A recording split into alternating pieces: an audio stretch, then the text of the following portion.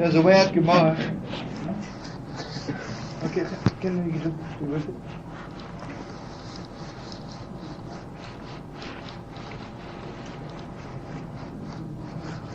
The Gemara says that the woman came to Rav. She was crying. She says, "Here, I got a letter from my husband. He was sold as a slave 20 years ago, you know. After the destruction of the temple for many hundreds of years, which Maharash even of southern slaves. She says, my husband was sold as a slave 20 years ago, and I was so faithful to him the whole time, you know, Maharash, for 20 years. And now he sends me a letter to let me know that he wants to divorce me." She was crying. So Rav looks at the letter, he says, "Show me the letter." So he sees that under the letter is somebody else from the same city, who was also sold as a slave 20 years ago, and they haven't heard from him the whole time.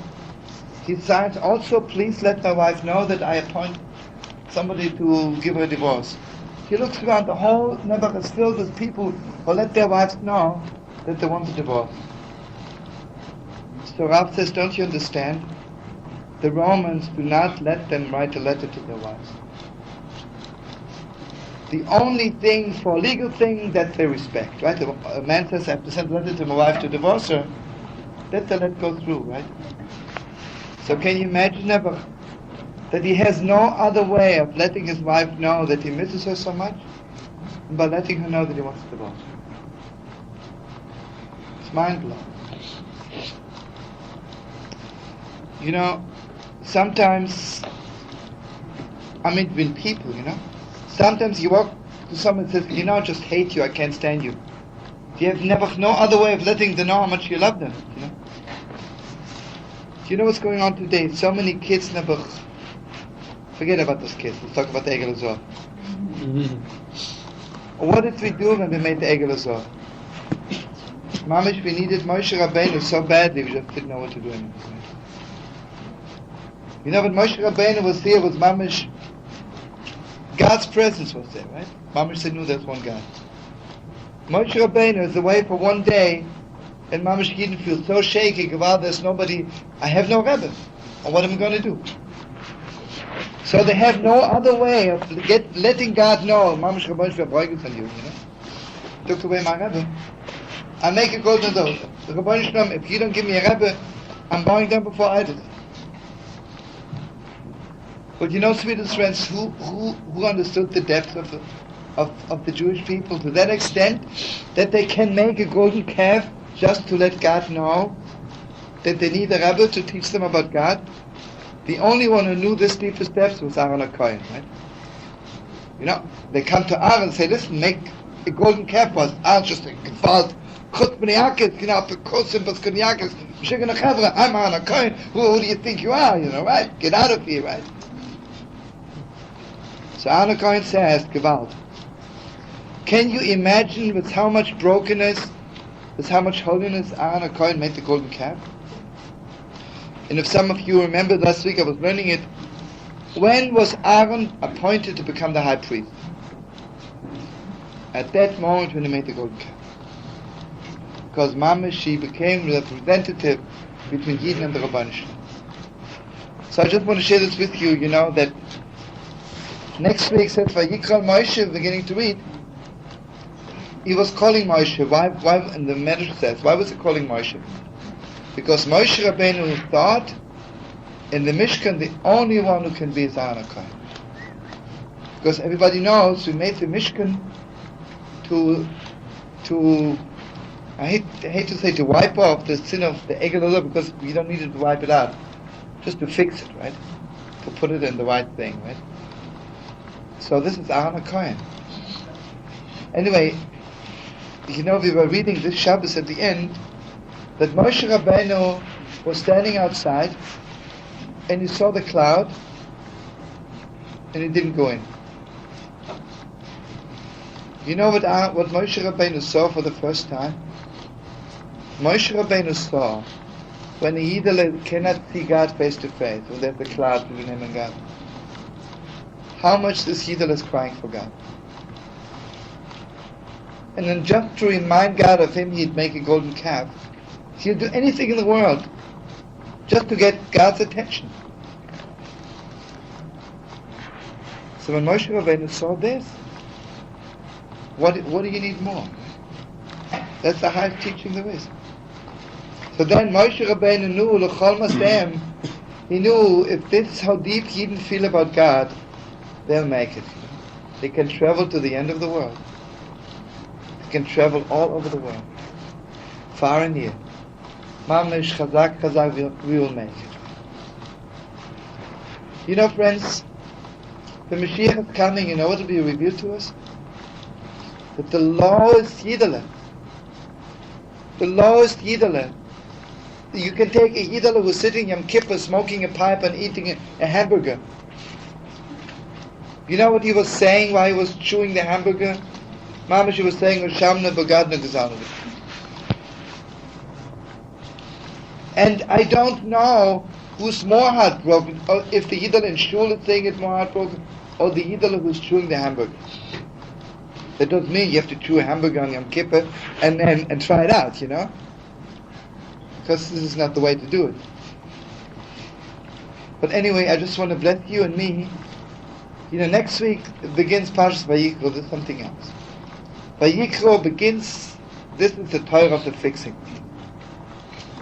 But I have to tell you this cute little story which I heard in the Babich, that the Rebbe Maharash had two children, the Rebbe Rashab, who became later on the Rebbe of Shlomo Carlebach, and his older brother, who was very great, but not that great, obviously. So the Rebbe of Shlomo Carlebach was 4 years old, and his brother was 6. So, you know, in those days, Rebbe Kinder, what do they know about playing, right? So Rebbe Shlomo Carlebach says, let's play Rebbe and Chosid. Okay. So the older brother puts on a gartel, you know, and Mama sits down, puts on a little streimel on his head, whatever he has, and the younger brother is supposed to play the chosid, puts on a gartel also, you know, and he begins to shock like mad. Then he walks up to his brother, and he knew from his father that the chosid comes to ask, you know, to fix all the averas, but never heilige Kinder, holy children, what did they know about the averas? You know, they couldn't think of anything. What kind of a terrible thing can you do? So he thought of an outrageous avera. He comes to his brother and he says, Mamash, pretends he's crying. He says, I did a terrible avera, I forgot to bench. You know? Terrible thing, right? So his brother closes his eyes, and then he says, okay, you're taking it, you're fixing it, from now on, you have to bench with the stiller. So the little boy of 4 says, yeah, that's all very good, but this is kein Rebbe, you know. You're not a Rebbe. So he says, what did I do wrong? He says, well, what did I do wrong here? He says, don't you know when somebody tells our father they did wrong, how much our father's krechting? You didn't even krecht. You know what that means? You cannot fix somebody's, you did, like a Coca-Cola machine. You throw in a spin, out comes a little fixing. You do this. First has to hurt you that someone did wrong, right? But I want to go something deeper. Not only it has to hurt you. You know what the real fixing is? If you can reach the level to know how much connected this person was to God while he was doing it, then you can tell him how to fix it. So here Moshe Rabbeinu is putting up the Mishkan, the greatest fixing in the world. So you know what was revealed to him at that moment? It was revealed to him how close we were to God when we made the golden calf. How close we were to God with all the clouds. Anyway, I want to bless you and me. We should stand in awe before the cloud. And yet we should be privileged. God should call us, go through the cloud and just see the great light.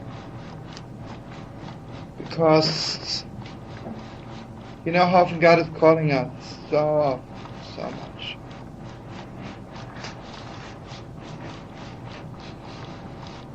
You know, at one time I was at Brandeis University and I was talking to this boy to put on film. So he says to me, I'm ready to put on film, I want to hear God's voice telling me to put on film. So sweet. I said to him, don't you understand? He said, I am God's voice for you. A crazy boy like me in New York is driving up to Brandeis to tell you to put on film. Do you need more of God's voice than that?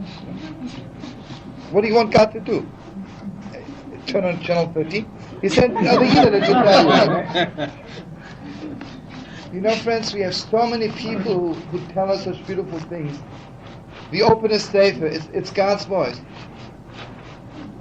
So from now, next week, the whole thing is Va-yikra Moshe. That whenever God's calling us, we should hear it. And everybody knows that Va-yikra comes from the word Yokar. And Aleph Se'ir, if you remember, it's written small. You know what the holiness of a Jew is? That every small thing is precious. The smallest thing is precious. You know, I bless you all someday to be fathers and mothers. Until you have children, you cannot know what it's all about, because even if I tell you, and even if you think you know it, you don't know. You know, for a father or a mother, when a baby calls you, you know how holy that is? It's so holy. And not only you blow your mind when your child calls you, save my life, do something special for me. But when your child asks you the smallest thing, it's so holy, right? So holy. You know, when God calls us for the smallest thing, it's so precious, so special. Okay, I think we have 1 more minute to go.